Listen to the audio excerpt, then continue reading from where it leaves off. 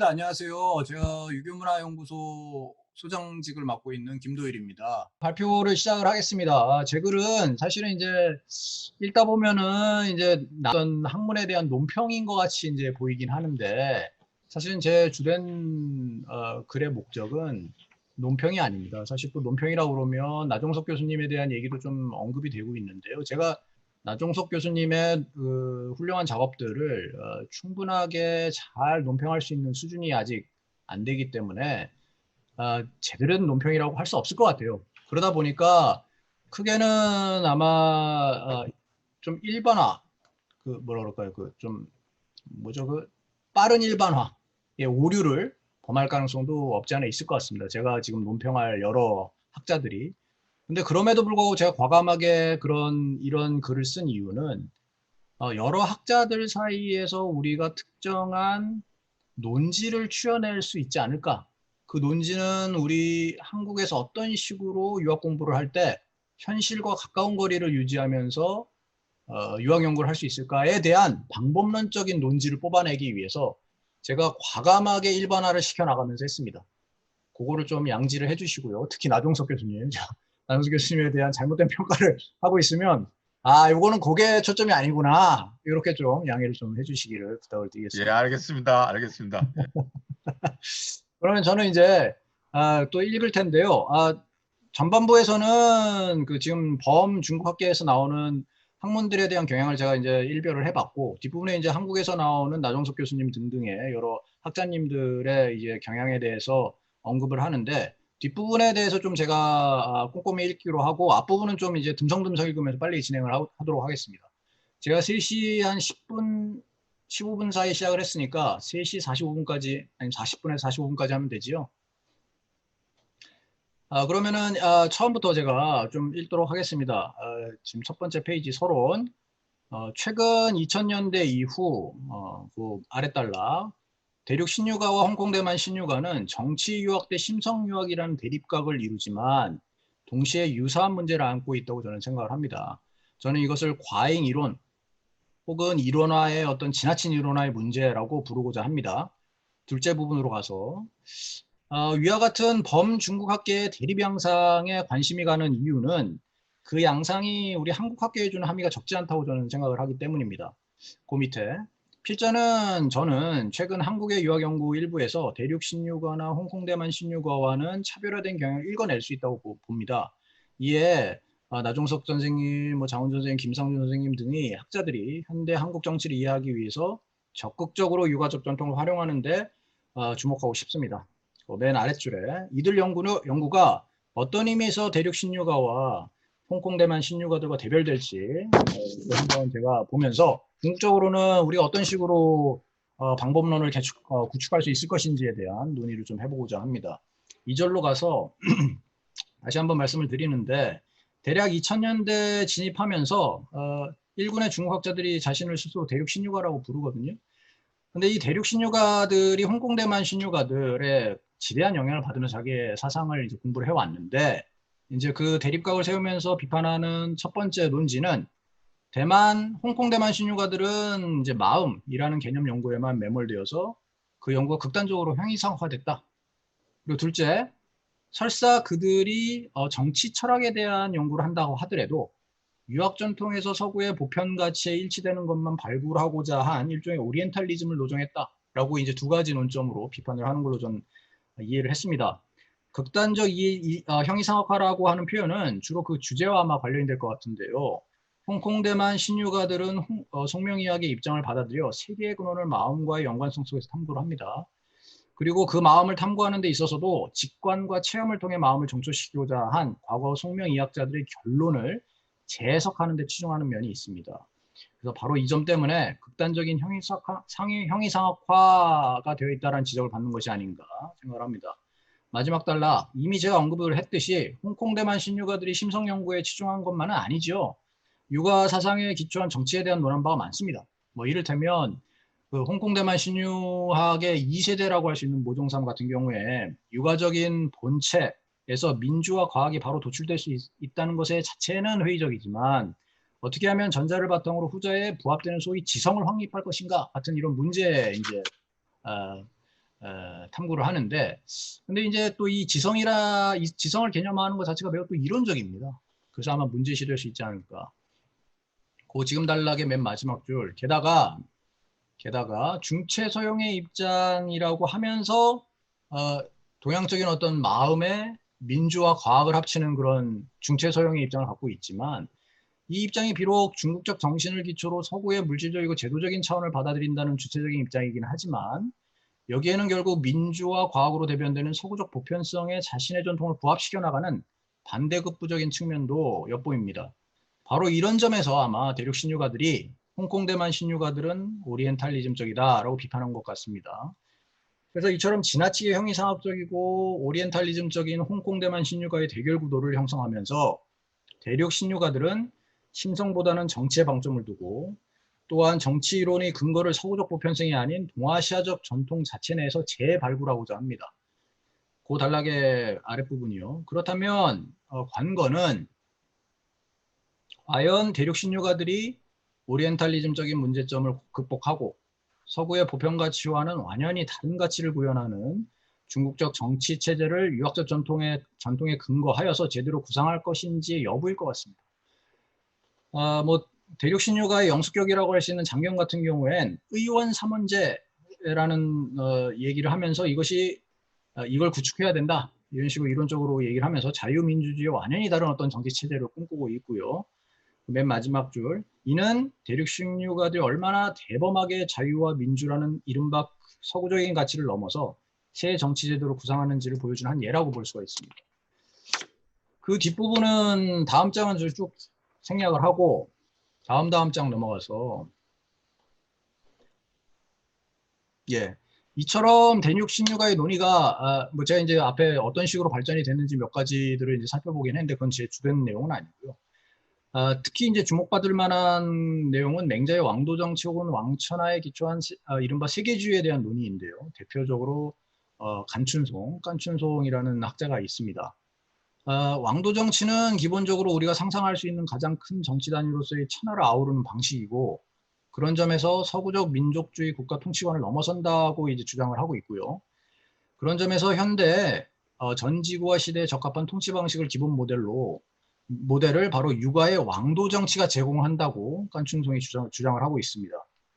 마지막 단락이요. 깐춘송의 입장이 대륙 신유가의 기본적 기조를 잘 반영하는 이유는 서구 이론에 대한 대결의식에 있습니다. 그는 앞서 언급한 홍콩 대만 신유가들의 반발하여서 서구적 영향을 완연하게 벗어나 육아적 전통에만 기초한 중국 모델을 제시하는 포부를 장경과 공유하고 있습니다. 다음 장이요.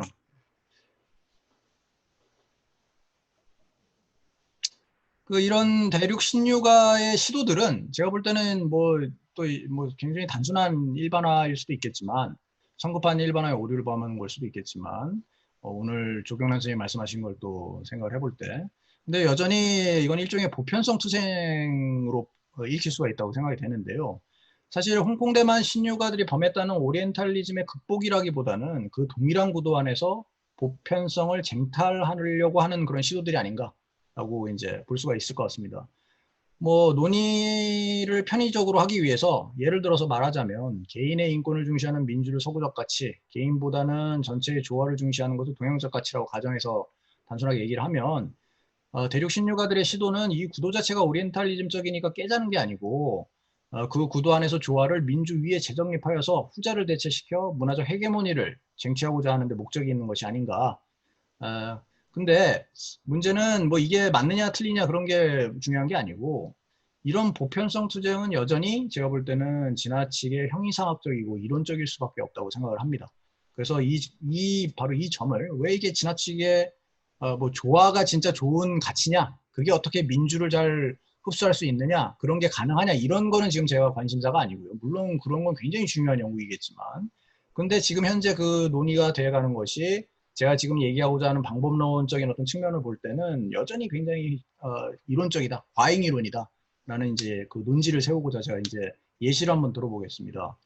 깐춘송 얘기를 다시 하려고 그러는데요. 깐춘송은 맹자에 기초한 왕도 정치에서 현대 중국의 정치 제도에 적용되는 이론을 구성을 하고자 했습니다. 그 과정에서 특히 두 가지 문제를 인식을 하고, 그에 대한 답변을 시도를 합니다. 첫 번째는 소위 공민이라는 개념이 그 사람이 이제 공민이라는 개념을 이제 주장을 하는데 맹자의 왕도 정치 한 축인 민본에서 나올 수 있느냐의 문제입니다. 뭐 비록 백성을 근본으로 삼는 정치란 점에서 오늘날의 개인을 중시하는 사상과는 상통하는 면이 있긴 하지만 사실은 맹자의 왕도 정치는 적어도 그 자체 맥락에서는 군주정 혹은 권위주의적 정치 형태에 가까울 뿐이라는 지적을 받을 수밖에 없겠죠. 뭐 이건 뭐 하나만한 얘기인데 이에 대해서 깐춘송이 제안한 게 바로 이 공민이라는 개념입니다. 그에 따르면 공민은 도덕적 양심에 따라 자율적으로 행동하는 정치적 개체입니다. 그리고 그 플러스 이제 뭐 맹자의 어떤 측은지심을 바탕으로 하는 도덕지심을 갖춘 어떤 이런 거라고 얘기를 하는데요. 어쨌든 간에 이 자율성을 강조하는 어떤 개념이라고 할 수 있고요.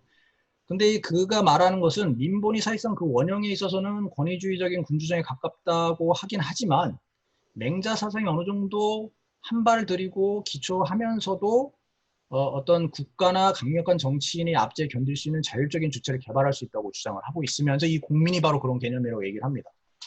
다음 장이요.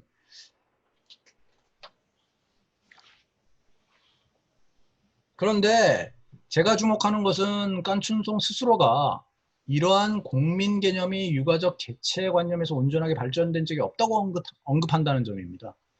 그것은 맹자 사상 자체 내에서 나온 것도 아니고 그 이후 유가 전통에서 현실적으로 구현하는데 성공한 바 있는 역사적인 실체도 아닙니다. 스스로가 인정을 하듯이. 그러니까 뭐 어떻게 보면은 뭐 이렇게 얘기하면 좀 흥분할지 모르겠지만 그분은 그저 학자의 머릿속에서 추론된 구성물에 지나지 않는다는 거죠. 그런 점에서 바로 이게 일종의 과잉 이론의 한 형태가 아니냐라는 게 이제 저는 이런 작업 자체가 잘못되거나 의미가 없다는 걸 얘기를 하는 것이 전혀 아닙니다. 제가 이제 어떤 특정한 방법론을 개발하는 데 있어서 이런 것들과 어떤 식으로 대별이 되는지를 얘기하기 위해서 이 과잉 이론이란 말을 쓰는 거지 과잉 이론화되어 있기 때문에 뭐 깐춘성의 공민이라는 개념이 아무 의미 없다 이런 얘기가 절대 결단코 아닙니다. 다음 장으로 넘어가죠. 여기서부터는 제가 이제 좀 찬찬히 읽어보도록 하겠습니다. 지금까지 살펴본 깐춘성의 입장이 전체 대륙 신유가들의 연구를 온전히 대변할 수는 없겠지만 일단 우리가 그 사람들한테 물어볼 수 있는 것은 보편성 투쟁에서 과연 승리할 수 있느냐라는 의문을 제기할 수 있겠죠. 근데 이보다 더 중요한 것은 다음 달러 조금 더 미시적으로는 과연 대륙 신유가들의 입장이 자국의 통치와 현실에는 얼마나 잘 적용되는지를 물어야 된다고 생각을 합니다. 이 같은 취지에서 예를 들어서 깐춘송의 국민이 지금 현존하는 중국의 인민들을 인민들이 어떻게 연관될 수 있는지를 물어야 된다고 생각을 하고요. 앞서 지적했듯이 그 개념 자체가 지나치게 이론적이거나 이어서 과연 얼마나 현실에 연관되는지 의문이라고 생각을 합니다. 제가 여기서 말하고 있는 연관성이라는 것은 두 가지를 염두에 둔 것인데요. 그 해당 현실이나 관련 대상을 얼마나 설명하는 개념이냐. 이게 첫 번째고요. 두 번째는 얼마나 실효성 있게 해당 현실이나 관련 대상에 대해서 비판적 논점을 제공하느냐. 근데 공민 개념이 구성 자체가 지나치게 이론적이기 때문에 지금 제가 말씀드린 질문 같은 설명력과 비판력이 떨어진다는 게 제 생각입니다. 그 밑에 공민은 설명력이 떨어지는 개념인데 물론 이 개념은 그 이론 내적인 설명력은 가질 수가 있습니다. 보통 이론이 얼마나 좋은 이론이냐는 그 이론 내적으로 얼마나 잘 논리적으로 구성되어 있느냐에 따라서 그 이론이 좋으냐가 이제 통결이 되는데 제가 얘기하는 설명력은 그게 아닙니다. 물론 공민은 이론 내재적으로는 설명력을 가질 수가 있죠. 예를 들어서 맹자가 염두에 둔 이상적인 군자상과 얼마나 가깝냐? 그러면서도 현대적인 자율성 개념을 얼마나 잘 포용하고 있느냐? 이와 같은 질문에 대한 답변을 이끌어낼 수 있을 것입니다. 왜냐하면 그 개념 자체가 그렇게 구성된 산물이기 때문에 그렇습니다. 그러나 이렇게 구성된 산물이 얼마나 이론 내재적으로 세밀하고 논리적으로 구성된 것이냐의 정도치는 그 개념이 현존하는 인민을 설명할 수 있는 소위 제가 말하는 설명력과 필연적인 연관성이 없다는 게 이제 제가 지적하고 싶은 거죠. 또 다른 한편 공민은 애초부터 위와 같은 설명력을 기대한 이 개념이 아닐 수도 있습니다. 그보다는 규범적인 개념일 수가 있겠죠. 즉 현존하는 인민들을 설명하는 개념이라기보다는 그들이 지향해야 할 이상향을 제시하고자 고안되었을 수도 있습니다. 이러한 규범적인 개념은 해당 현실이나 연관 대상에 대한 비판의 기준으로 기능할 수도 있고 마땅히 그래야만 합니다. 그리고 많은 이제 철학의 개념들이 그렇다고 생각을 하고요. 이를테면 비록 현재의 인민은 국민의 특성을 제대로 발현하지 못하지만 앞으로 더 나은 사회로 진보하기 위해서 국민을 지향해야 한다고 말한다면 이는 현재 인민이 처한 현실이나 인민의 특성 자체에 대한 비판적 관점을 제공할 수 있습니다. 그래서 이러한 비판적 관점은 고원한 위치에서 해당 현실이나 연관 대상을 비판할 수 있게 합니다. 예를 들어서 인권이란 개념 자체가 공유되지 않은 소외된 대륙의 어떤 한 소규모 집단에게 인권이란 개념을 들이대고 그 집단의 관습적 행태를 수술하고자 한다고 한다면 그 집단에게 인권은 마이클 왈저의 표현에 따르자면 마치 화성에서 온 사람의 관점과 같습니다.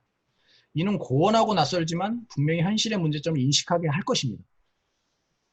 그러나 그러한 고원하고 낯선 관점이 얼마나 현실적으로 실질적인 변화와 진보를 이끌어낼 수 있느냐는 미지수입니다. 지나치게 고원한 이상은 현실화 가능성이 떨어질 수 있습니다.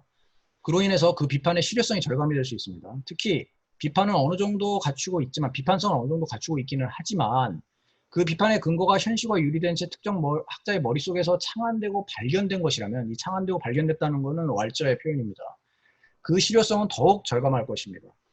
국민의 개념이 이런 문제점을 갖는 것은 아닌지 고민할 필요가 있다고 생각하고 장경의 의원 3문제도 마찬가지라고 생각합니다.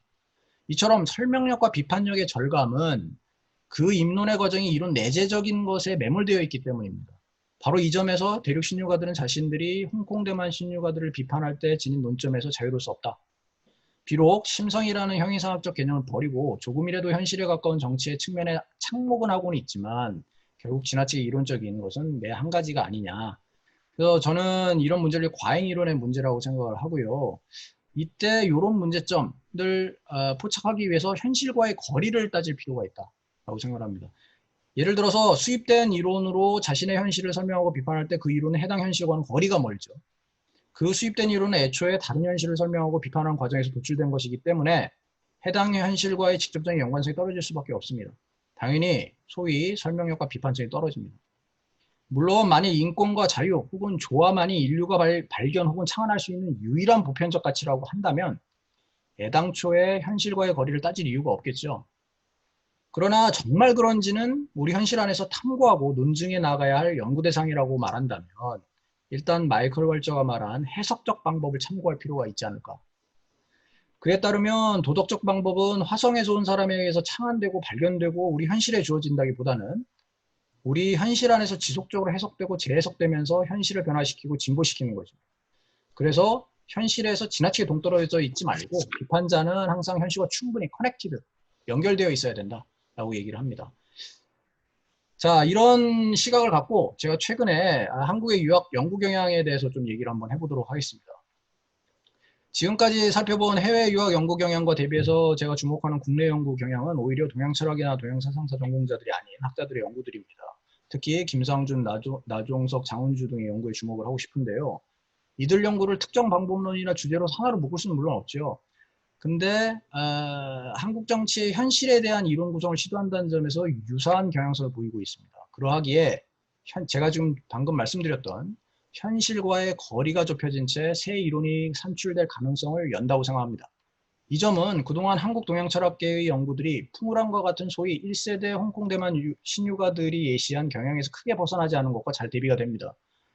풍우란이 자신의 중국 철학사의 서론에서 명시하듯이 우리의 그가 제시한 연구 방향은 서양 철학을 기준으로 철학이라고 분류될 만한 자원을 중국 사상에서 뽑아내고 그것을 철학사로 엮어내는 거죠.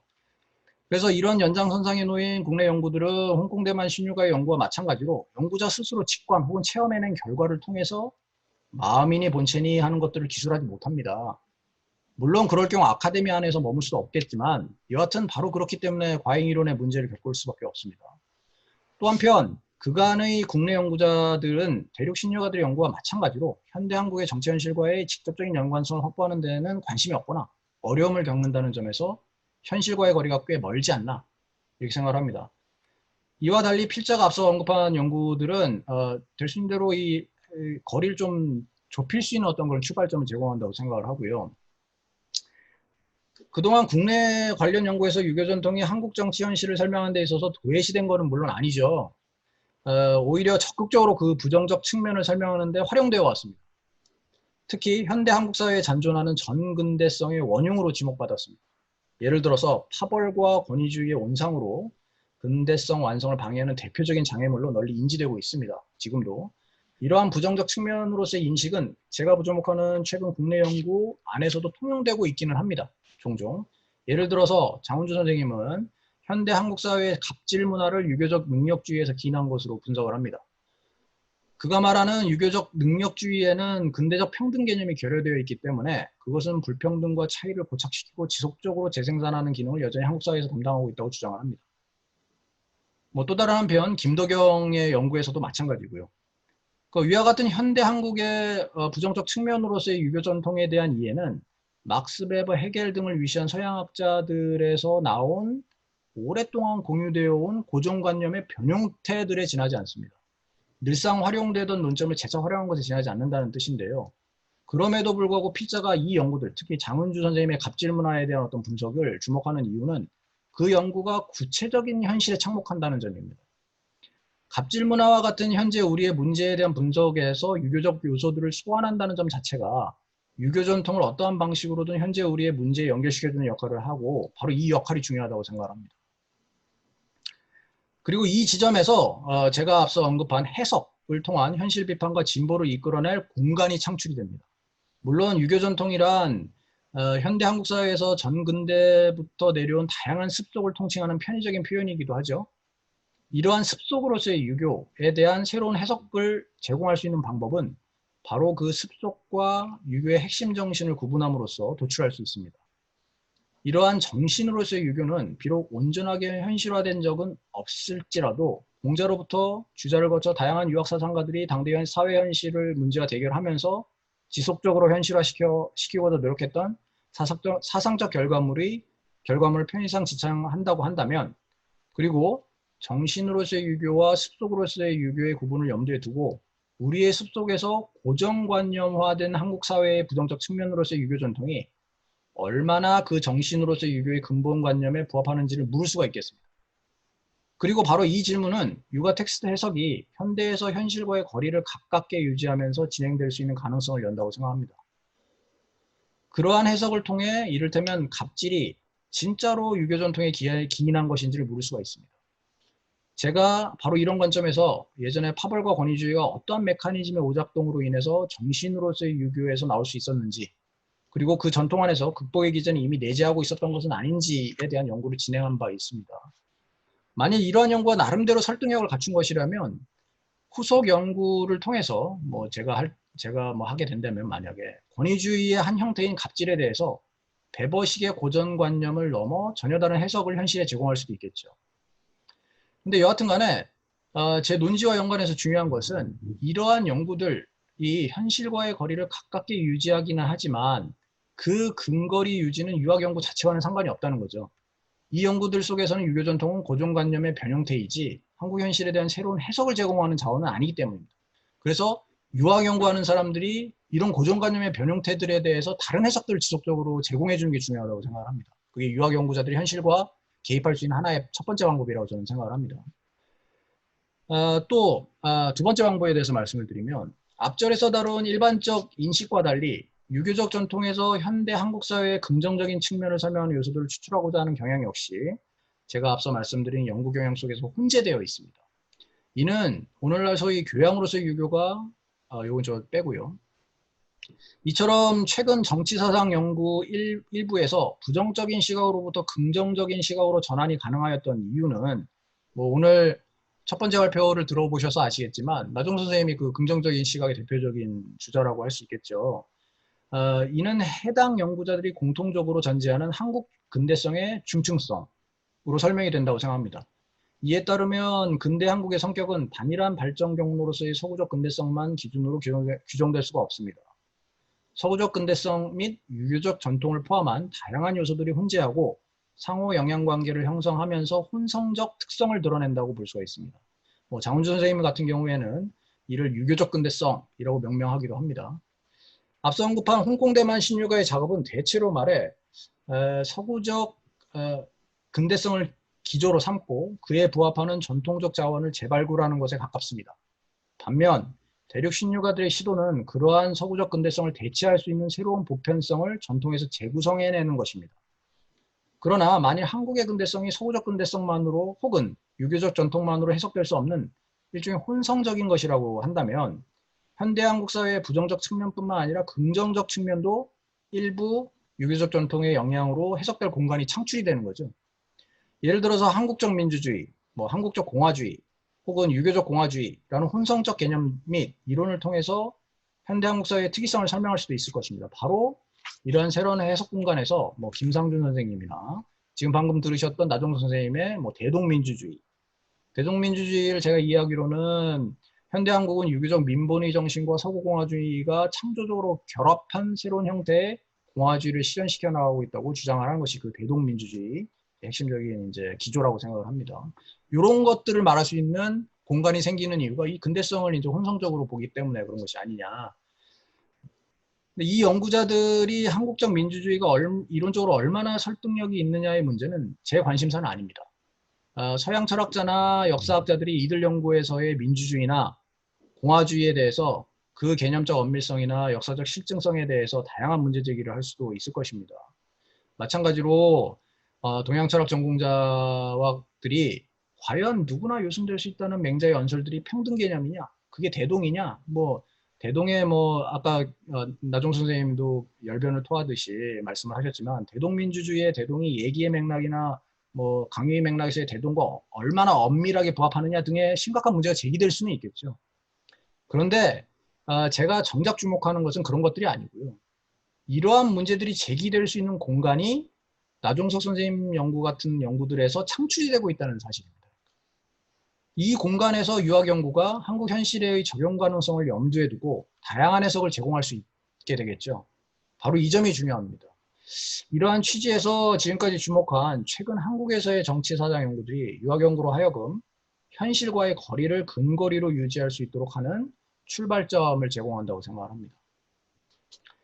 자, 결론을 대신해서 제가 한번 마무리를 지어보도록 하겠습니다. 제가 제기하고자 하는 문제는 마지막으로 위에서 다룬 최근 한국의 연구들이 대륙 신유가들의 연구에 대비해서 과연 얼마나 현실과 가까우냐, 진짜 출발점 제공하긴 하는데 나종석 연구를 제가 참 외람되지만 나종석 선생님의 연구를 피상적으로만 이해하고 있지만 제가 예를 들어 살펴보자면 그 스스로가 대동민주주의의 개념이 유토피아적으로 현실을 비판한다고 언급한 것에 제가 주목이 되더라고요. 그 책 안에서. 이러한 비판의 입지는 앞서 언급한 소위 화성인과 같은 고원한 시점에서 현실 비판일 가능성이 있지 않느냐라는 생각이 들어서 제가 이제 여기 주목이 되는데 나종석 교수님은 대동민주주의가 여타 민주주의와 달리 외부적인 제3자의 시각이 아닌 내부적 시각에서의 비판을 제공할 수 있다고 언급은 하십니다. 거기 같은 장소에서, 같은 그 책에서. 근데 여기서의 내부성은 전통 사상과의 연관성을 에서 주로 확보되는 그런 내부성인 것 같아요. 그러니까 이론 내적인 거죠. 그러니까 그 이론 내적인 것은 이제 전통 사상이랑 연결지어서 나올 수 있는 내부성이고 외부적이라는 건 이제 서구 이론이겠죠. 그러니까 깐춘송의 제가 말씀드렸던 깐춘송의 공민 역시 서구 이론만이 아닌 그 나름대로 전통 사상의 활용을 통해서 일부 구성되었다는 점에서 동일한 성격의 내부성은 이미 획득하고 있다고 생각합니다. 그럼에도 불구하고 제가 깐충송의 개념이 현실과의 거리가 매우 멀다고 평가한 이유는 공민이 사실상 중국 현실에서 현실화된 적이 없는 것에 대한 추상화의 산물이기 때문입니다. 마찬가지로 대동민주주의나 여타 학자들이 한국적 민주주의도 한국 현실에서 한 번도 실현된 적이 없는 유토피아에 대한 묘사일 가능성이 있는 거죠. 누차 강조드립니다만 물론 공민과 대동민주주의 사이에는 차이가 엄존합니다. 적어도 제가 이해하기로는 전자는 순수한 이론적 공상의 산물이긴 하지만 후자는 해당 현실에 착목하고 있기 때문입니다. 즉 대동민주주의는 어쨌든 한국 정치 현실이라는 경험적 실제를 어떻게 이해할 것이냐의 문제를 염두에 두고 있습니다.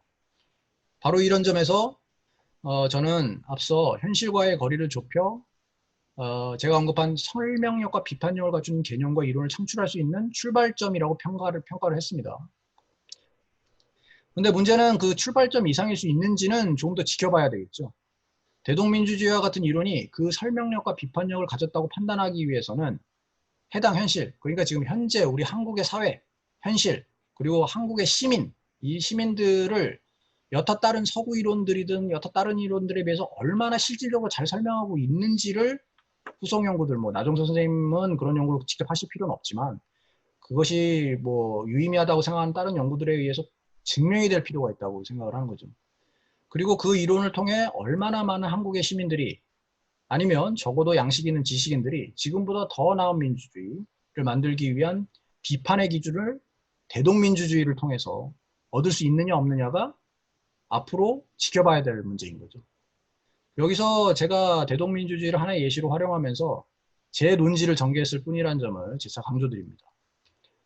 대동민주주의가 현실과의 근거리에서 설명력과 비판력을 갖춘 이론으로 성장되고 활용될 것인지는 제 관심사는 아닙니다. 그래서 필자가 본고 전체를 통해서 궁극적으로 관심을 둔 것은 바로 유학 연구가 어떻게 현실 비판적일 수 있느냐의 문제였습니다. 적어도 정치 사상의 측면에서 유학 연구는 최근 한국의 연구 경향들 속에서 새로운 공간을 확보하였습니다. 앞서 언급하였듯이 향후 유학 연구는 부정과 긍정의 양면으로 동시에 되는 유교 전통의 다양한 개념들에 대하여 정신으로서의 유교의 관점에서 그리고 관련 유학 텍스트에 대한 엄밀한 해석에 기초하여 다양한 이해 방식을 제공을 해야 됩니다. 나종석 선생님 같은 분, 나종석 선생님이 뭐 직접 하시지만 이런 것들을 유학 연구자들이 현실과 개입하기 위해서는 거기에 관련된 해석들을 지속적으로 제공해 줄 수 있어야 된다고 생각을 합니다. 그리고 그 과정에서 최종적인 목표가 유교 전통 안에서의 이론적인 정합성이 아닙니다. 얼마나 이게 맹자와 가까운 사상이냐. 물론 그게 정합성이 확보가 되긴 해야 되겠죠. 그래야지 이게 이론이지. 뭐 아니면 뭐 자기 공상이죠. 그리고 또 이게 얼마나 서구 이론과 잘 부합될 수 있어서 얼마나 또 서양 사람들한테 잘 통할 수 있느냐. 이에 대한 그런 가능성이라기보다는 최종 목표는 현대 한국의 어떤 현실, 지금 현재 우리 지금 주어진 이 현실, 뭐 지금 뭐 많은 사람들이 얘기해도 형식적인 민주주의는 정착이 됐지만 왜 실질적인 민주주의는 뭐 운영이 안 되냐? 왜 그렇게 하나의 혁명처럼 그 타올라서 사회를 바꿔놨던 그 어떤 그 집회가 왜 실질적으로 어떤 미세한 어떤 영역의 어떤 민주주의화되는 데는 실패하고 마치 무슨 BTS 어떤 뭐 이런 어떤 그 집단처럼 뭐 이런 어떤 그런 현상들이 드러나냐. 이런 것에 대해서 어떤 식으로 파벌과 권위주의가 어떤 식으로 유교적 사상에서 나오는지에 대해서 그 현실을 설명하려고 애를 쓰는 방식으로 하는 것이 바로 이 근거리를 유지할 수 있는 방법이라고 생각을 하고 그런 긴장감을 유지하는 것이 중요한 것이 아니겠느냐 유학 연구가 라고 생각을 하면서 제 발표를 마치도록 하겠습니다.